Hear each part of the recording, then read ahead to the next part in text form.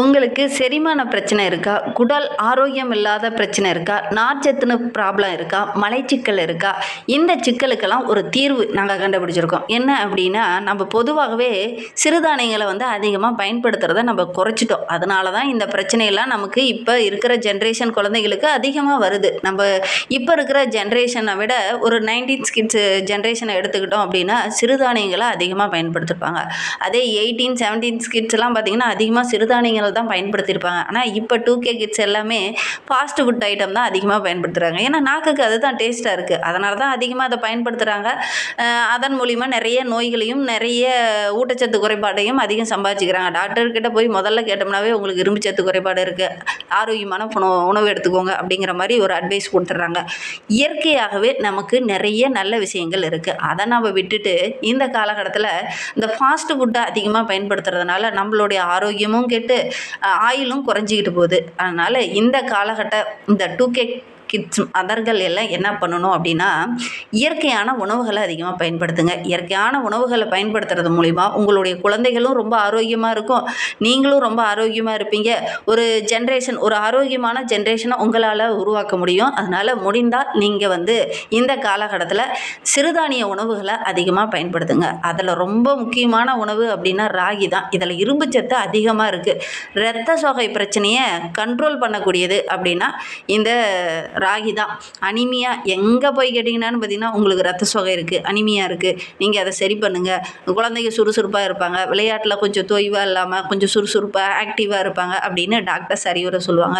இதற்கு காரணம் என்ன அப்படின்னா, நம்ம சிறுதானியத்தை அதிகமாக உணவில் எடுத்துக்காதது தான் ஒரு காரணமே அப்படின்னு சொல்லலாம். ஒரு சிலருக்கு பார்த்திங்கன்னா, இந்த நீரிழிவு நோயாளிகள்லாம் பார்த்திங்கன்னா, அந்த பிரச்சனை வந்ததுக்கப்புறம் போய் ராகி எடுத்துப்பாங்க. இந்த சிக்கலே வரக்கூடாது அப்படின்னா கார்போஹைட்ரேட் அதிகம் நிறைந்த இந்த ராகியை எடுத்துக்கணும். இந்த ராகியில் நார்ச்சத்து அதிகமாக இருக்குது. இரத்த சர்க்கரையோட அளவு ரொம்ப கம்மியாக இருக்குது. இந்த சர்க்கரையோட லெவலை அதிகப்படுத்தாமல் கண்ட்ரோல் பண்ணக்கூடியது இந்த ராகி தான்.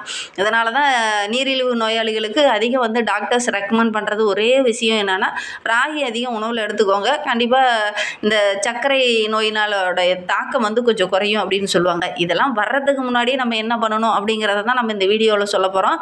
கண்டிப்பாக நல்ல ஒரு யூஸ்ஃபுல்லான வீடியோவை தான் இந்த வீடியோ உங்களுக்கு இருக்கும். அதனால் வீடியோவை கடைசி வரைக்கும் பாருங்கள். நீங்கள் இப்போ தான் ஃபஸ்ட் டைமாக நம்ம சேனலை பார்க்குறதா இருந்தால் நம்ம சேனலை சப்ஸ்கிரைப் பண்ணிக்கோங்க. கூடவே இருக்கிற பெல் ஐக்கானையும் கிளிக் பண்ணிக்கோங்க. அப்போ தான் நாங்கள் போடுற ஒவ்வொரு வீடியோவுமே உங்களுக்கு நோட்டிஃபிகேஷனாக வரும். நீங்கள் இதுக்கு முன்னாடி ராகி சாப்பிட்ருக்கீங்களா அப்படின்னா மறக்காமல் நம்மளுடைய சேனலுக்கு ஒரு லைக் கொடுத்துக்கோங்க. எத்தனை முறை சாப்பிட்டீங்க, எந்த மாதிரி செஞ்சு சாப்பிட்டீங்க? ஒரு சிலர்லாம் கூலாக செஞ்சு சாப்பிடுவாங்க, ஒரு சிலர்லாம் பார்த்திங்கன்னா ராகி களியாக செஞ்சு சாப்பிடுவாங்க, ஒரு சிலர் தோசையை செஞ்சு சாப்பிடுவாங்க, புட்டு செஞ்சு சாப்பிடுவாங்க, அடை செஞ்சு சாப்பிடுவாங்க. ஒரு சிலர்லாம் இன்னும் அட்வான்ஸாக போய் சேமியா அந்த மாதிரி ஃபாஸ்ட் ஃபுட்டுக்கு தகுந்த மாதிரி சில சேஞ்சஸ்லாம் பண்ணி அது மாதிரி சாப்பிடுவாங்க. நீங்கள் எந்த மாதிரி சாப்பிட்ருக்கீங்க அப்படிங்கிறத மறக்காமல் எங்களுடைய கமெண்ட் பாக்ஸில் இந்த வீடியோவை பார்த்துட்ருக்கீங்க தெரிவிங்க. செரிமானத்துக்கும் சரி, குடல் ஆரோக்கியத்தையும் சரி ரொம்ப ஒரு உகந்தமான பொருள், நல்ல ஒரு பயனுள்ள பொருள் அப்படின்னா இந்த ராகி தான். இதில் எந்த ஒரு கெட்ட விஷயமே இல்லை. அதனால தான் இந்த பொருளை அதிகமாக பயன்படுத்துங்க அப்படின்னு சொல்லி டாக்டர்ஸே ரெக்கமெண்ட் பண்ணுறாங்க. விஞ்ஞானிகளும் அதை தான் அறிவுறுத்துகிறாங்க. நார்ச்சத்து அதிகம் உள்ள பொருள்களை நீங்கள் எடுத்துக்கிட்டிங்கனாவே மலைச்சிக்கல் போன்ற பிரச்சனை, செரிமானம் சம்மந்தமான பிரச்சனையெல்லாம் வராது. குடலும் ரொம்ப ஆரோக்கியமாக இருக்கும், உடலுக்கும் ரொம்ப குளிர்ச்சியாக இருக்கும். கோடை காலத்தில் ஒரு சிலருக்கு உஷ்ணம் சம்மந்தமான பிரச்சனைகள் வரும். இயற்கையாகவே இந்த உடம்பு குளிர்ச்சியாக இருக்கணும் அப்படின்னா ராகி கூழ் குடிக்கிறது அந்த பாடியில் இருக்கக்கூடிய அந்த ஹீட்டை குறைக்கக்கூடியது. அதனால் இதெல்லாம் எடுத்து சாப்பிட்றது ரொம்ப நல்லது. தாய்ப்பாலுக்கு நிகரான ஒரு பால், நல்ல ஒரு ஆரோக்கியமான ஃபுட்டு அப்படின்னா இந்த ராகி பால் தான். குழந்தைகளுக்கு டாக்டரே பார்த்திங்கன்னா ஒரு 6-7 மாதத்தில் பார்த்திங்கன்னா தாய்ப்பால் இல்லை அப்படிங்கிற கண்டிஷனுக்கு வரும்போது ராகி கூழ் காய்ச்சி கொடுங்க அப்படின்னு சொல்லுவாங்க. இந்த ராகியில் பால் எடுத்து அந்த பாலில் இருந்து கூழ் காய்ச்சி கொடுங்க, குழந்தைங்களுக்கு அது ஆரோக்கியமாக இருக்கும் அப்படின்னு சொல்லுவாங்க. எதனால் அப்படின்னா இதில் அதிகப்படியான கால்சியம், இரும்பு சத்து, நார் சத்து, அற்புதமான ஒரு சத்துக்கள் எல்லாம் நிறைந்த ஒரு சிறுதானியம் அப்படின்னா ராகி தான். எலும்புகள் ரொம்ப வலுவாகிறதுக்கும், எடையை அதிகம் வெயிட் போடாமல் இருக்கிறதுக்கு குறைக்கிறதுக்கும், சர்க்கரையோட அளவு கண்ட்ரோலில் இருக்கிறதும், செரிமானம் சம்மந்தமான பிரச்சனைகள் குறையிறதுக்கும் இந்த ராகி ரொம்ப ஒரு பயனுள்ளது. அதனால தான் இந்த தாய்ப்பாலுக்கு நிகரான ஒரு பால் இருக்குது, நல்ல ஒரு ஆரோக்கியமான ஃபுட்டு இருக்குது அப்படின்னா இந்த ராகியை சொல்லுவாங்க. அதனால தான் இதை சொல்லுவாங்க, பாலில் உள்ளதை விட அதிக அளவு கால்சியம் சத்து நிறைந்த ஒரு பொருள் அப்படின்னு பார்த்திங்கன்னா இந்த ராகி தான். எலும்புக்கு ரொம்ப உறுதித்தன்மையை கொடுக்கக்கூடியதும் இந்த ராகி பால் தான். அதனால தான் ராகி அதிகமாக பயன்படுத்துங்க அப்படின்னு சொல்கிறாங்க. நல்ல ஒரு வலுவான எலும்பு வேணும், நல்ல ஒரு தசைப்பிடிப்புள்ள ஒரு எலும்பு வேணும், பற்கள்லாம் ரொம்ப உறுதியாக இருக்கணும் அப்படின்னா இந்த ராகியை வந்து அதிகம் பயன்படுத்துறது நல்லது அப்படின்னே சொல்லலாம். எலும்புகள்லாம் இப்போலாம் ரொம்ப வெயிட்லெஸ்ஸாக, குழந்தைங்களே கூட பார்த்திங்கன்னா நல்ல மலமலன்னு வளர்ந்துருப்பாங்க. ஆனால் பார்த்திங்கன்னா அவங்க வெயிட் போட்டு பார்த்திங்கன்னா ரொம்ப ஒரு வெயிட்லெஸ்ஸான குழந்தைகளாக தான் அதிகம் வந்து இந்த காலகட்ட குழந்தைகள் இருக்காங்க. அதுவும் குறிப்பாக இந்த 2K கிட்ஸு குழந்தைகள்லாம் வெயிட் போட்டு பார்த்தோம்னா சும்மா பலூன் மாதிரி தான் இருக்காங்க, காற்று ஒன்றுமே இல்லை. அந்த மாதிரி தான் இந்த காலகட்டத்தில் இருக்கிற குழந்தைகள் இருக்காங்க. அதனால் உங்களுடைய குழந்தை ரொம்ப ஆரோக்கியமாக இருக்கணும், ஹெல்த்தியாக இருக்கணும் அப்படின்னா ராகி களி செஞ்சு கொடுங்க. காலை வேளையில் இதெல்லாம் செஞ்சு கொடுங்க. ராகி தோசை செஞ்சு கொடுங்க. குழந்தைகள் இந்த காலகட்டத்தில் ரொம்ப அட்வான்ஸாக இருக்காங்க, ரொம்ப டேஸ்ட்டாக இருக்கணும் அப்படின்னு விரும்புகிறாங்க. இந்த ராகி களிலாம் அந்த காலத்தில் பாரம்பரியமாக செஞ்சுக்கிட்டு இருந்த ஒரு உணவுப் பொருள் தான். அதை வந்து இப்போ இருக்கிற குழந்தைகள் வந்து விரும்புகிறதில்ல. இப்போ இருக்கிற குழந்தைங்களுக்கு தகுந்த மாதிரி ராகி தோசை, ராகி மால்ட்டு, அதே மாதிரி ராகி இடியாப்பம், ராகி ரொட்டி அல்லது ராகி முறுக்கு, ராகி லட்டு இந்த மாதிரி ஏதாவது செஞ்சு கொடுங்க. அதனால் ஒரு ஆரோக்கியமாகவும் ஹெல்த்தியாகவும் இருக்கிறதுனால குழந்தைங்களும் அதை விரும்பி சாப்பிடுவாங்க. அவங்களுடைய ஆரோக்கியத்துக்கும் அது ரொம்ப நல்லது. அதனால் இதெல்லாம் நீங்கள் பயன்படுத்தி பாருங்கள். கண்டிப்பாக உங்களுடைய குழந்தைகள் ரொம்ப ஆரோக்கியமாக இருப்பாங்க. முடிந்தால் இதெல்லாம் ட்ரை பண்ணி பாருங்கள் அப்படின்னே சொல்லலாம். இப்போ பார்த்தீங்கன்னா இந்த தலைமுறை விட்டு ஒரு 7 தலைமுறைக்கு முன்னாடி பார்த்தீங்க அப்படின்னா அந்த காலத்துலலாம் பெரும்பாலும் ராகி தான் அதிகமாக பயன்படுத்தியிருப்பாங்க. ரொம்ப முக்கியமான உணவு வகைகளில் ராகி தான் ஒன்று. அதுவும் தென்னிந்தியாவில் அதிகமாக பயன்படுத்தின ஒரு உணவுப் பொருள் அப்படின்னா ராகி தான். ஆனால் இப்போ வந்து வெளிநாட்டு மக்கள் தான் அதிகமாக வந்து ராகியை பயன்படுத்துகிறாங்க. நம்ம ஊரில் இருக்கிற மக்கள் இதை கொஞ்சம் அலட்சியமாக இருக்கிறாங்க.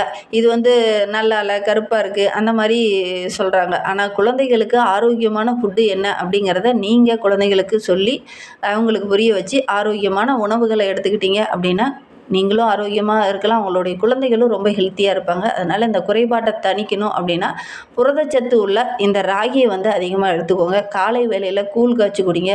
அதே மாதிரி மதிய வேலைகளில் உங்களால் முடிந்தது அப்படின்னா குழந்தைகளுக்கு ஏதாவது சேமியா போன்று இந்த மாதிரி செஞ்சு ராகி களி செஞ்சு சேமியா செஞ்சு கொடுத்தீங்க அப்படின்னா அவங்களும் விரும்பி சாப்பிடுவாங்க. கண்டிப்பாக அவங்களும் ரொம்ப ஆரோக்கியமாக இருப்பாங்க அப்படின்னே சொல்லலாம். ராகியில் அதிகப்படியான தாது பொருட்கள் இருக்குது, தனிமங்களும் அதிகமாக இருக்கிறதுனால மற்ற சிறுதானியங்களை விட இது வந்து 5லேருந்து ஒரு 30 மடங்கு இந்த ராகியில் அதிகப்படியான கால்சியம் இருக்குது. இதில் பாஸ்பரஸ், பொட்டாசியம், இரும்பு சத்து, தாது பொருள்கள் அதிகமாக இருக்கக்கூடிய ஒரு உணவுப் பொருளை இந்த ராகி ஒன்று. அதை எலும்புகளை வலுவூட்டக்கூடியதும் இந்த ராகி தான். ஆரோக்கியத்துக்கு ரொம்ப முக்கியம் அப்படின்னா கால்சியம் தான். இதில் ரொம்ப அதிகப்படியான கால்சியம் இருக்கிறதுனால இதை அதிகமாக பயன்படுத்தும் போது குழந்தைகளுடைய எலும்பு ரொம்ப வலுவாகும். அதோட கூட கால்சியம் சத்து அதிகமாக இருக்கும்போது ரொம்ப சுறுசுறுப்பாக இருப்பாங்க. முக்கியமாக ஒரு குழந்தை வந்து டயர்டாக இருக்குது அப்படின்னா ஹீமோகுளோபின் அளவு ரொம்ப குறைவாக இருக்குது அப்படின்னு சொல்லுவாங்க. அதற்காக மாத்திரை எடுத்துப்பாங்க. இந்த சிறுதானியத்தில் ரொம்ப முக்கியமான சிறுதானியமாக இந்த ராகி இருக்கிறதுனால இந்த ராகியை எடுத்துக்கிட்டிங்க அப்படின்னா இந்த ஹீமோகுளோபினால் ஏற்படக்கூடிய அந்த தாகம் குறையும். அதனால் குழந்தைகளுக்கு முடிந்தால் இந்த ஒரு விஷயத்தை ஆரோக்கியமான ஃபுட்டை இந்த ராகியை கொடுங்க. விஞ்ஞானிகளும் இதை தான் வந்து அறிவுறுத்துகிறாங்க. அது ஒரு சத்து உள்ள உணவு, காலையில் சாப்பிடக்கூடிய ஒரு ஏற்ற உணவு அப்படின்னா இந்த ராகி தான்.